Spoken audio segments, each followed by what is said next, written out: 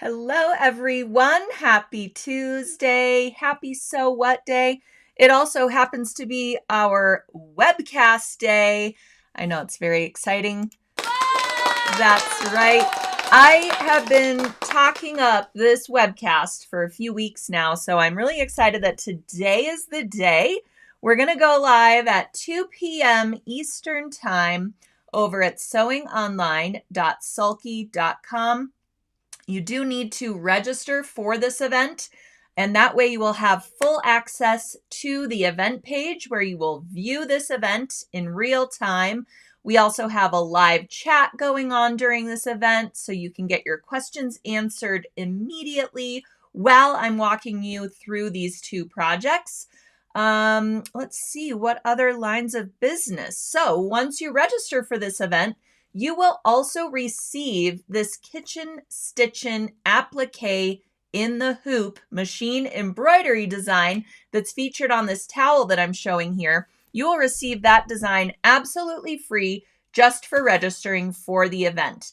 And when we go through the projects for the towel and this mini oven mitt that you see here, I'm going to show you how to create this machine embroidery bird design using traditional in the hoop applique methods with or without pre-cut fabrics. You can either pre-cut your fabrics using an AccuQuilt fabric cutter or using templates that are provided if you purchase a kit.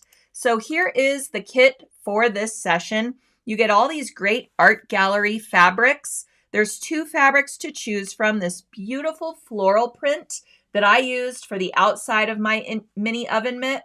And then you also get this cute little print here that I used to trim my oven mitt. And then I also used it for the inside lining.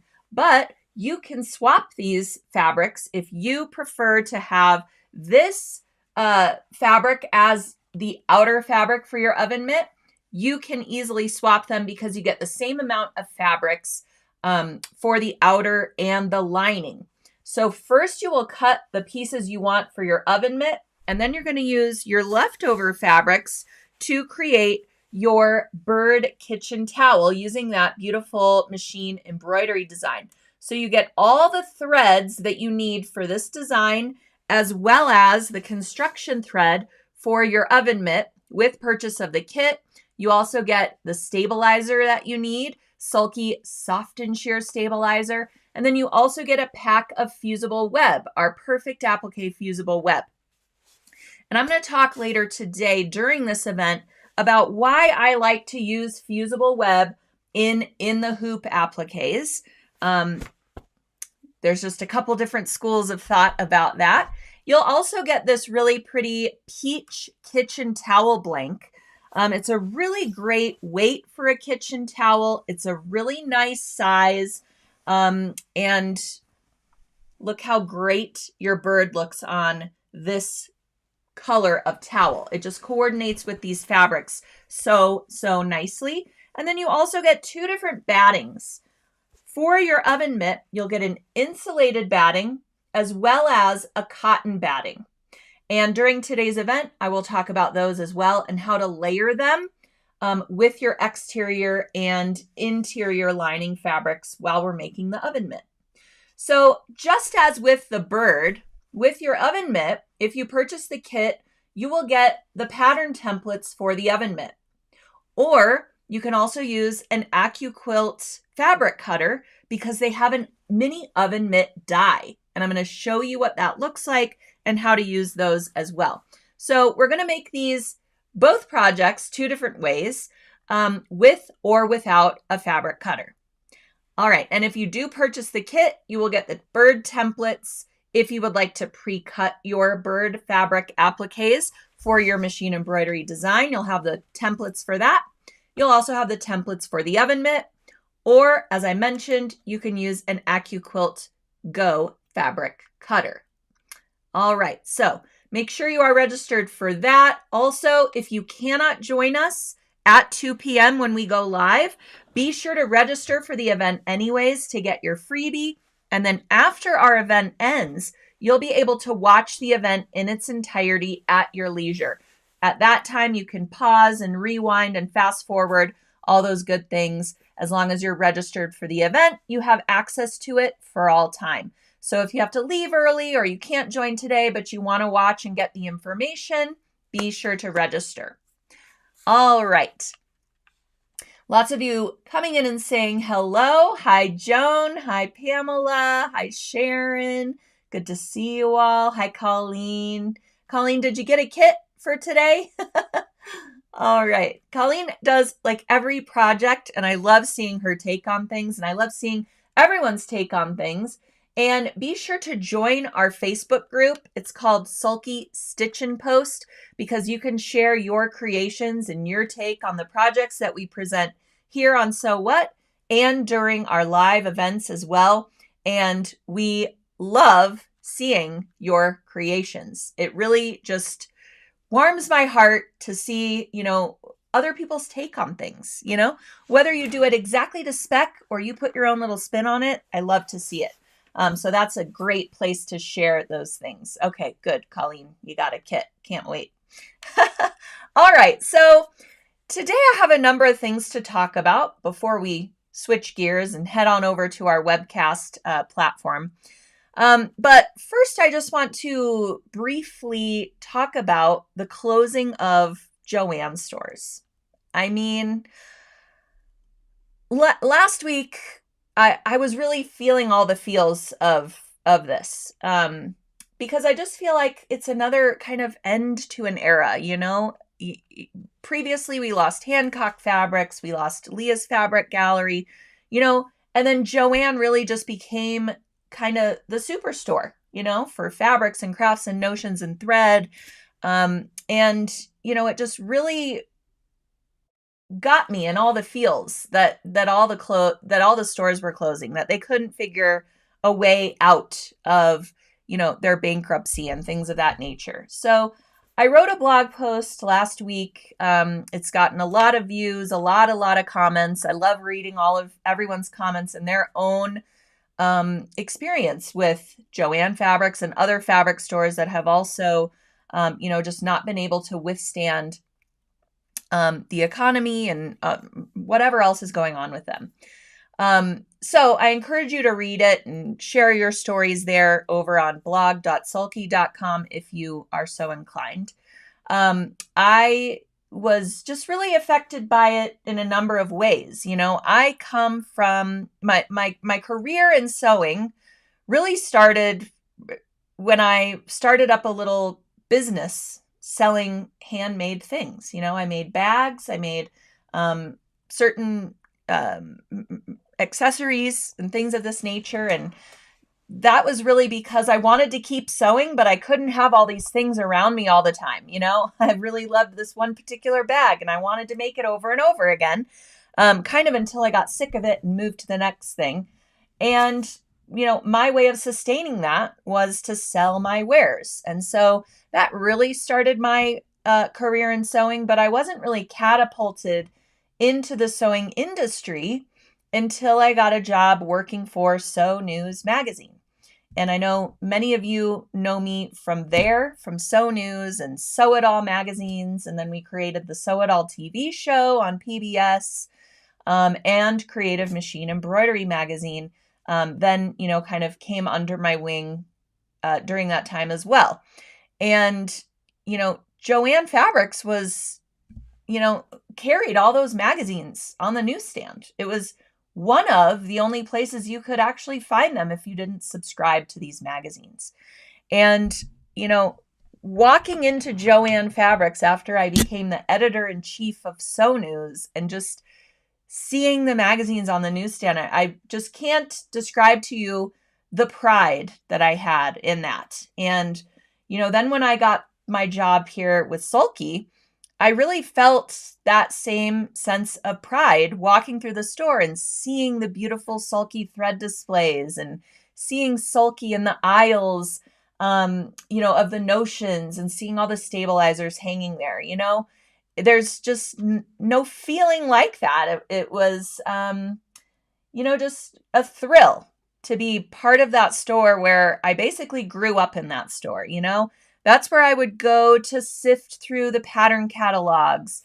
I would much rather look at a pattern catalog or a sewing magazine than, Teen Beat and all those other kinds of magazines that were going on when I was growing up. So I just really felt like it was almost like a second home to me. So to see these stores just folding and leaving our lives, it was very emotional for me.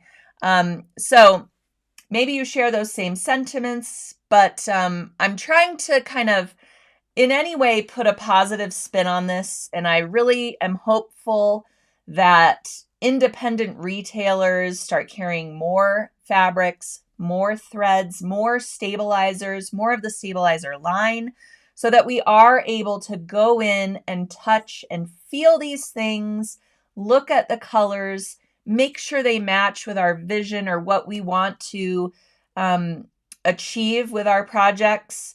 And I really hope we can just support those people more. They need us now more than ever to shop at their stores, to keep them afloat as well.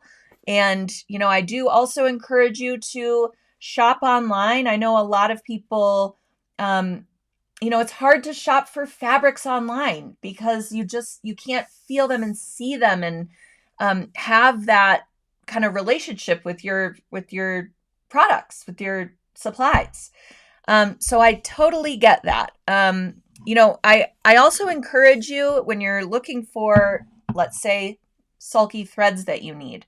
We have really great resources on our website at sulky.com that you can have on hand so that it makes kind of ordering your threads and things like that a little bit easier. We have what are called real thread cards. And it is a card. I should have had one at the ready here. It's a card that you open up and there's a sample of every single color in that thread line with the real thread wound around a little cardboard strip. So it's not like you're just looking at the colors online and you have no idea if that red is actually going to be the red in your fabric and that kind of thing. Of course, I never can find something when I really want to show it to you guys, and I wasn't planning on it. So I apologize, but you can head to our website. There's a real thread card for our rayon and polyester threads. There's a real thread card for our cotton threads. So you can go and look and see. If you have that on hand, they're not real expensive, around $10. If you order one of those, the next time you need thread for a project, you can refer to that real thread card. And I even do this when I'm curating kits and working on projects to show you on the blog. I might start with a thread and then go looking for the fabric, but 9 times out of 10, I'm starting with the fabric and I put it against the real thread card. And that's how I can see what threads are going to work with this fabric, what's going to match perfectly, what's going to be a nice contrast, things like this. So I encourage you, if you are losing these stores in your area and you're not sure how you're going to be able to, really get a sense of what you're purchasing, if you have to shop online, grab a real thread card in the type of thread that you use most frequently. So if you are a machine embroiderer, grab a rayon and polyester thread card, have that on hand so you can refer to it. I know a lot of people too, they will use some little like circle stickers, and the threads that they do have on hand, they will sticker them so that when you go to open it and you're looking for threads, you can say, oh my gosh, I have that one on hand. I don't have this one. I need to order it. Then when you run out of that thread, you can remove that sticker. That is organization at its finest. All right. Melanie says, I use my thread card all the time. I keep track of the threads I have and those I need. Love that. Perfect. Marcia, I see your comment. And if you can email our customer support team, send an email to customercare@sulky.com with your order number for your kit, and they can look that up to you and see when it shipped and get you that information. All right, I do see your comment there. Debbie says the thread charts are nice. Love it. And Colleen, I agree. I'm hoping some of the smaller quilt stores will survive and be able to increase their stock. Yes, I really hope people kind of shift their focus over to these independent quilt stores and things like that. You know, I feel like what's going to be most difficult really is finding garment fabrics. And quite honestly, it's not like Joanne had this vast, collection of garment fabrics, but at least you could find some basics there and some different substrates, so a few jerseys, denim, things like this. So I'm hoping that we are able to kind of figure out a substitute for that and give these other folks our business because they really, really need it these days. All right. So let's talk about today's focus, which is free motion quilting. Now, don't leave. Don't be scared. I am going to give you a little bit of an overview of free motion quilting, even if you've tried it before. I actually have a fun, free printable for you to practice on. I'm going to show you how to use that printable. And this is actually a sneak peek into a blog post that I have publishing at the end of the week. So for watching here today, you are getting first access before the blog even posts of the free printable for a free motion spool of thread. Okay, so I'm going to show you how we're going to use that today and how you can use that to create a little practice quilt sandwich so that you can try your hand at free motion quilting. And even if you've dropped the feed dogs before and tried free motion, I encourage you to try it again. It's National Quilting Month, and it's a great time to practice these skills. And maybe you've been a little nervous to do it in the past. Maybe you've never done free motion anything. Maybe you don't consider yourself a quilter. So it's funny with free motion, some people say, I do free motion quilting, or I do free motion embroidery, or I do thread painting. All three of these things are basically the same with little nuances to them.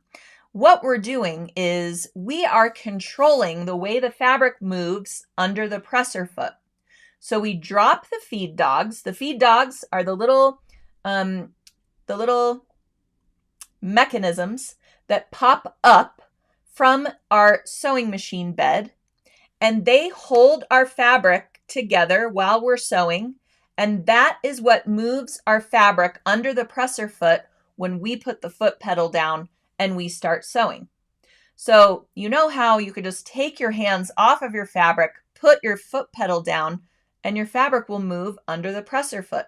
That's the feed dogs guiding your fabric under the presser foot. So when we lower those feed dogs, we go into our sewing machine settings and we lower the machine feed dogs. Now our fabric won't move at all under the presser foot unless we move it. All right. So in addition to lowering the feed dogs, we also need to change our presser foot that's connected to the machine. You need a spring-loaded or free motion foot. Sometimes this looks like an open toe embroidery foot. Sometimes your machine will direct you to use the same foot you would use for machine embroidery. And some machines will actually have a free motion foot. When you switch to that foot, there's more clearance underneath the foot, and the foot is not pressing the fabric layers down, which would impede you from moving the fabric. So that's why we need a spring-loaded foot or an embroidery foot or specialty foot that is raised up above the fabric so that when we go to sew, our tension is still correct because we're using a different foot. Even if it's in the down position, it gives us a little leeway. All right. So that's really the two most important things that you need to do when you're setting up your machine for free motion. There are several other tips and tricks that will help you set up your machine, but everyone's machine is different. Everyone's brand is different out there. So I encourage you to consult your machine manual for the setup that you need for free motion. We also have a really amazing course over at sewingonline.sulky.com. It's called Free Motion Quilting for Beginners, and it's full of all kinds of on-demand videos, so you can start this course at any time and you can navigate through it the way that you want to. You can watch all the videos at once. You can watch all the videos for lesson 1, then return again for lesson 2 when you have more time. The platform will remember where you've left off. Pretty cool. So you can take this course as many times as you want. You can just refer back to the 3rd video. If you remember everything, but you've forgotten something today, maybe this week, have some content motion. All right, so today though, I'm going to give you just a very, just a very lesson. This is just a small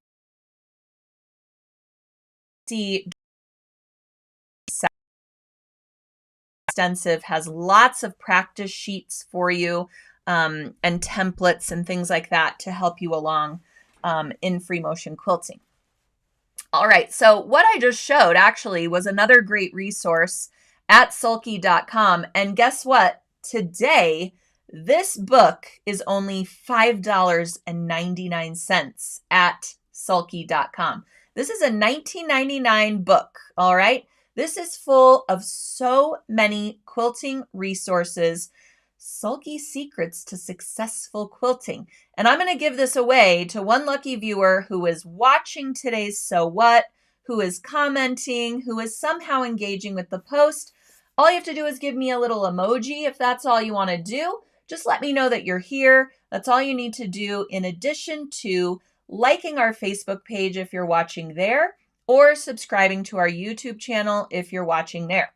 As long as you've done those things, you will be automatically eligible to win this book today, which again is only $5.99 right now at sulky.com. All right, so great resources for free motion quilting, including the template that I'm offering for So What viewers today. This is not available anywhere else until that blog post publishes later this week. This is a little free motion quilted spool of thread, and I just made it on a small little sample. It's like a little coaster size. All right. You can use this design as a template for your free motion quilting. So if you're nervous to do free motion because you don't think you're an artist, or it's going to be too hard to control your fabric and still create a nice design, we're going to give you the design, and I'm going to show you how to transfer it to your fabric so you can follow the lines of the template with your needle while you're moving your fabric around, and you don't have to worry about the placement of your little swirls, intersecting, and things like that. You could just practice the movement without worrying about the design.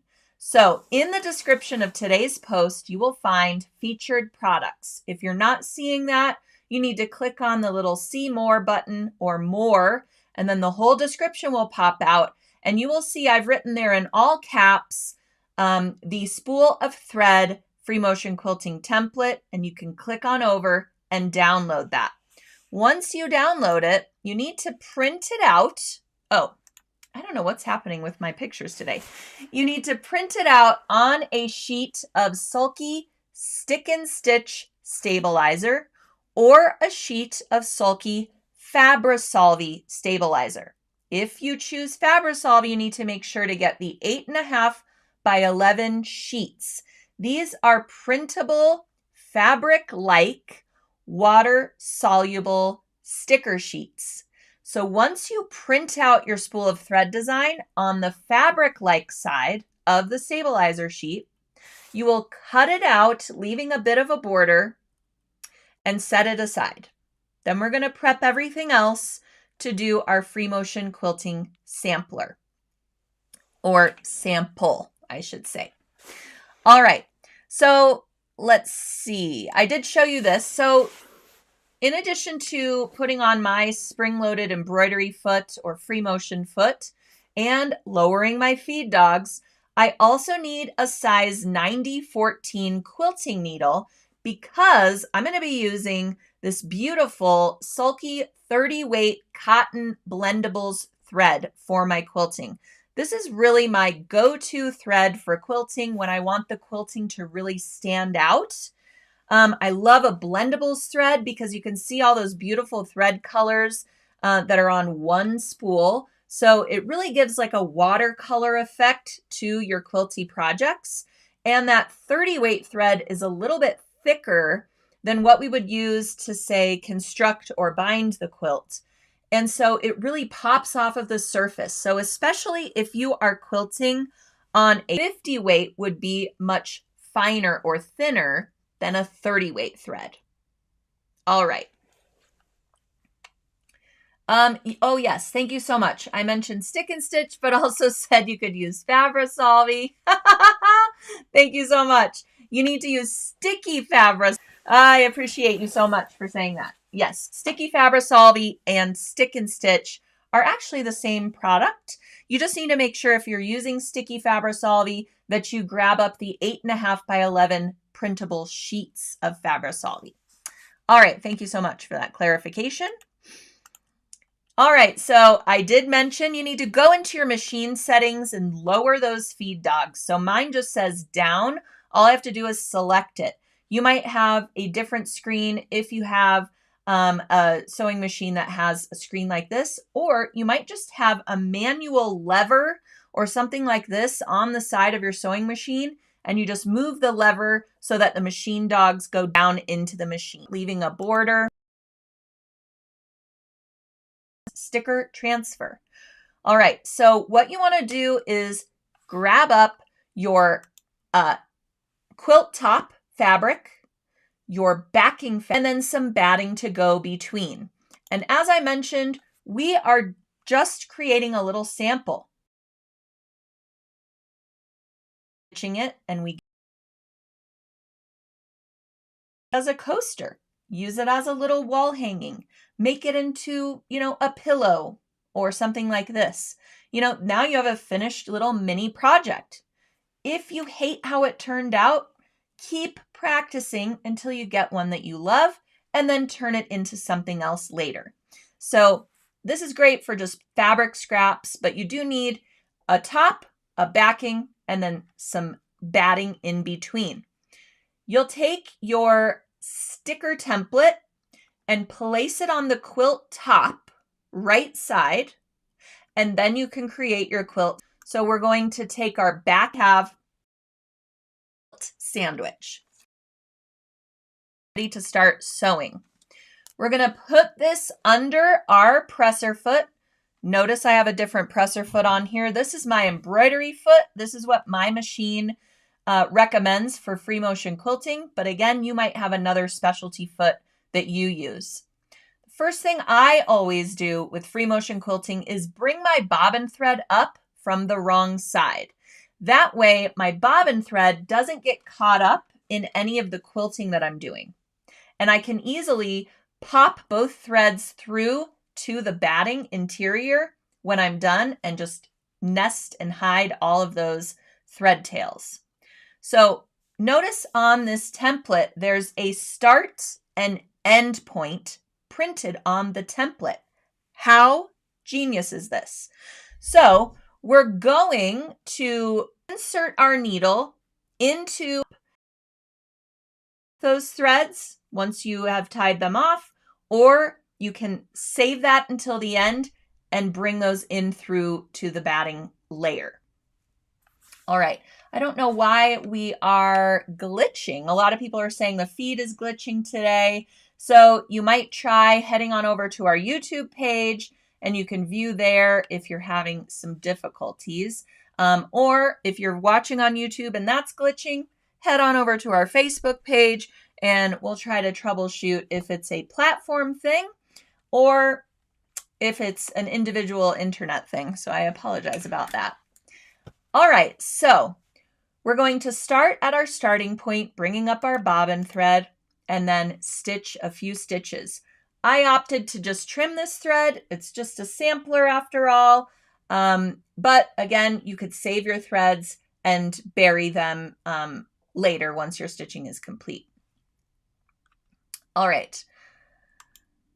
Let's see. Also, if your feed is freezing, you might try going to the little settings wheel cog if you're watching on YouTube and adjust that to stream at a lower resolution. You can tell your stream to stream at 720 instead of arrows that are printed on this template. It's going to show you where to go.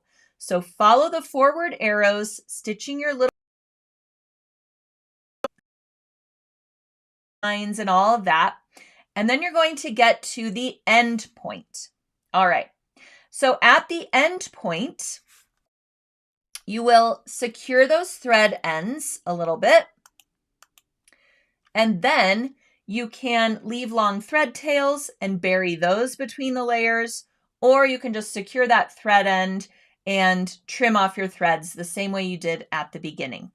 So that way your front looks just as pretty as your back. It's a little bit hard to see with the lighting that I have here today and with the print fabric that I chose. Away all of that stabilizer. So what I did was I trimmed this up so that all the edges were even, leaving my stabilizer intact. Then I just did a little bit of binding. You can bind this however you like, whatever binding method is great for you. This is another thing to use binding scraps if you have any of those laying around. I probably have so many because I just save them for little things like this, mini. All right. So along my binding, just for fun, I did just a few straight lines along my binding just for a little special effect. And once you have that all completed, now that our ends are all enclosed in binding, we can go remove the stabilizer. So to do that, we're just going to run this under warm running water. I like to use warm water just because it dissolves the stabilizer a little bit quicker than cold water, but cold water will also work.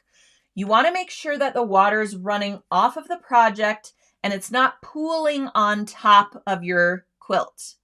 Okay, so run it off of the project so that when the stabilizer starts to dissolve and kind of slough off of the surface of your quilt, then it's running off into the sink, okay? That way too, if you did kind of oversaturate your stabilizer with ink during the printing process, when it's sloughing off, the ink won't transfer anywhere else onto your quilt top. It will run off of the project and you won't have any ink transfer onto your beautiful fabric either. All right. So once you get all the stabilizer dissolved, it really doesn't take long at all. You just want to lay your sample on an absorbent towel. And then if you have a lot of excess water, you can kind of roll it in the towel and give it a little bit of a squeeze. You don't want to wring it out. You know, we don't want to distort the quilt or even the little coaster. But just kind of roll it up, give it a little squeeze, and then put it on a new towel. I like to let it dry overnight just to be sure everything's nice and dry. And then it's all complete. And you have your cute little coaster sampler or mug rug. Or you can just keep this in your sample folder. Maybe you have a binder or something like that, and you can denote what you did, how you set up the machine, what needle and thread that you used, maybe where to find the design download if you saved it to your computer. And then you have this little quilty reference that you can use when you're doing other projects. All right, so I did want to quickly show you just a couple of free motion samples And again, this design is used courtesy of Lori Kennedy. She is the author of 180 doodle quilt pattern designs. And I linked directly to her book in the blog post. So look for that in a couple of days at blog.sulky.com. But here she is. I thought this was so appropriate for St. Patrick's Day coming up. Here she is doing some free motion shamrocks.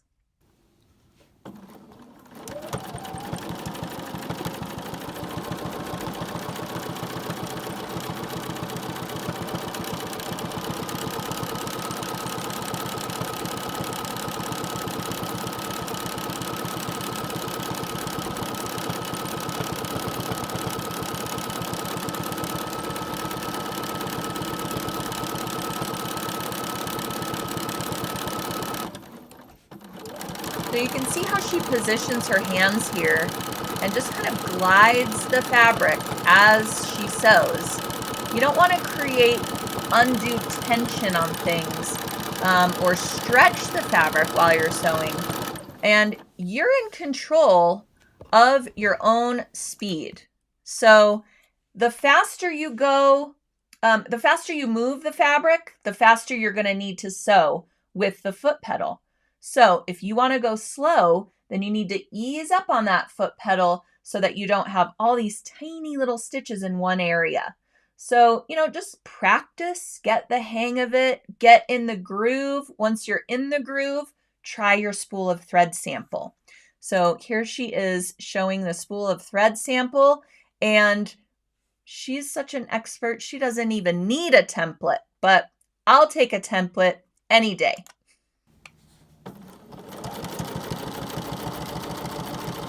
And this is a much smaller spool of thread that she is sewing out here. The one that you will get when you grab up your free download is much larger. It's much easier to do a larger design, quite frankly, especially as a beginner.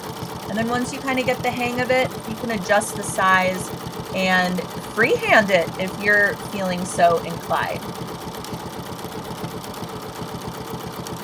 And also, if you do have trouble or you feel like the fabric is slipping out of your hands during free motion quilting, we have some really great quilting gloves at sulky.com, and they have grippers, and then they also have open fingers so that you can still control things on your machine screen.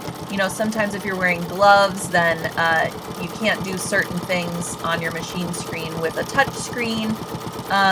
But they have these really great grippers on them that allow you to more easily hold on to the fabric, make sure that your layers are staying together during quilting. I have a pair. They're really great. We have a couple different sizes and styles of those, so you can also check that out.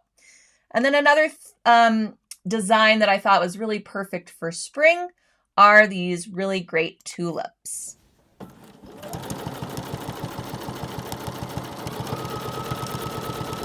So when you're doing free motion, these are great little designs along the border of a quilt. These are great little designs even along the center of a quilt for that spool of thread.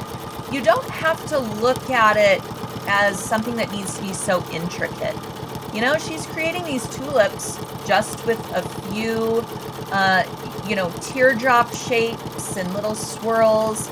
It doesn't have to be super complicated for you to get a really nice effect on your quilts and quilty projects. This would be really cute on a little placemat border as well. You don't have to do a giant quilt project to practice free motion and to play with some really pretty threads as well.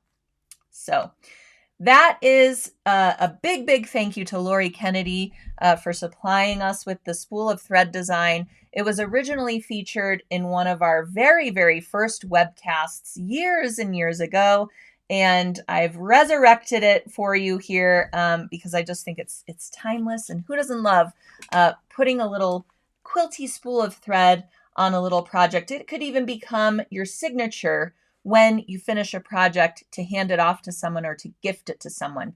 Just put a cute little spool of thread on the corner of the project or on a little tag, and that could become your signature. Love that. All right, I'm just going to see if I can answer any questions that come in. All right. She does make it look so easy. She is such a pro. And really, it's just like anything else. It just takes practice and a little confidence at the sewing machine, which I know is difficult. But be sure to also consult our free motion quilting for beginners in quilting session over at sewingonline.sulky.com if you're really feeling intimidated, or maybe you've done free motion quilting before, but you really want some expert tips to hone those skills. This is a really great session to check out at sulky.com. You'll get tons of practice printables and all kinds of videos to reference.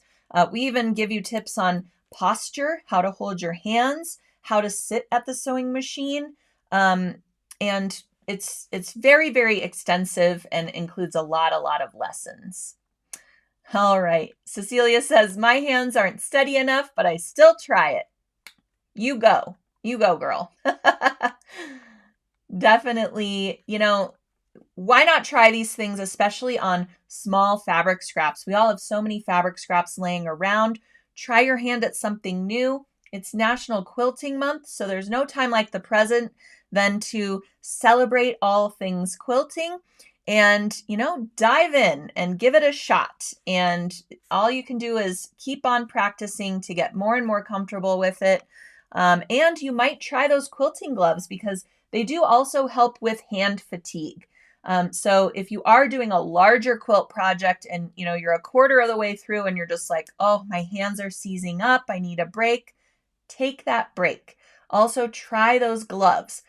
They're snug fitting, but they do have grippers and all kinds of things and little padded areas too. Like for this side of your thumb where you're, really kind of using those areas of your hands a lot during the process. So you can try those out at sulky.com as well.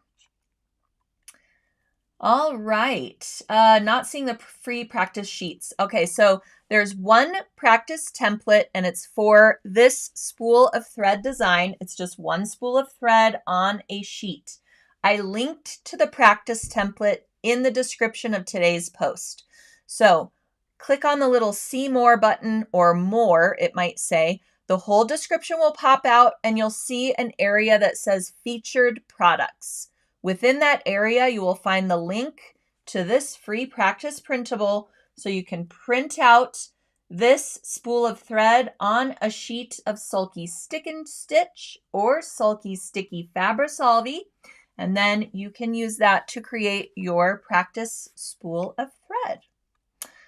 All right. Well, thank you all for joining me today. I apologize for the glitching. I will see what I can do to make sure that doesn't happen moving forward, but you just never know, do ya? But I appreciate you sticking around with me today for So What, and I will see you at 2 p.m. Whoopsies. I'll see you at 2 p.m. Eastern Time over at sewingonline.sulky.com for Kitchen Stitchin' with AccuQuilt. We're going to make this adorable mini oven mitt. You're going to want to make tons of these. They make great gifts. I love giving a handmade oven mitt with like a brownie mix and a cute little spatula, something like that. They make really great teacher gifts, really great gifts for your friends for any time of year. So once you learn this method with or without a fabric cutter, that's what we're going to do today, along with these beautiful kitchen towels that you can create with the free design that you get just for registering for Kitchen Stitchin' with AccuQuilt. We'll be making it 2 different ways, with and without pre-cut fabrics. Whoopsies, that one's upside down. And that's what we're going to be doing a little bit later today in about an hour. So make sure you're registered so you can grab up your free machine embroidery Kitchen Stitchin' applique design. And then you can join us at 2 p.m. or actually any time that's convenient for you. Because after our live event, it will be an on-demand start anytime video that you can access as long as you're registered for that event. One more line of business to discuss today, and that is our Christmas market tour with Craft Tours that's happening this year, December 7th through 15th, 2025. We will embark on the greatest tour of all time.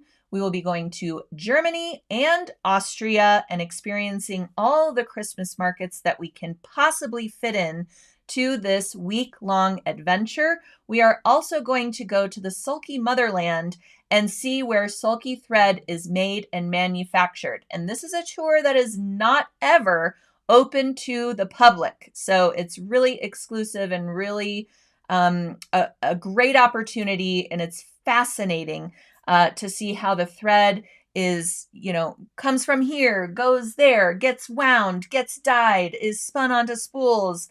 It's just a really fascinating tour. Along with all the other fun things that are on this itinerary. You can check it out on the Craft Tours website. Make sure you're finding the Sulky Christmas Market Tour because there are several to choose from during that time. And I linked directly to the Sulky Tour page in the description of today's post. So be sure to head on over and check it out and join us this winter for the Christmas markets in Germany and Austria.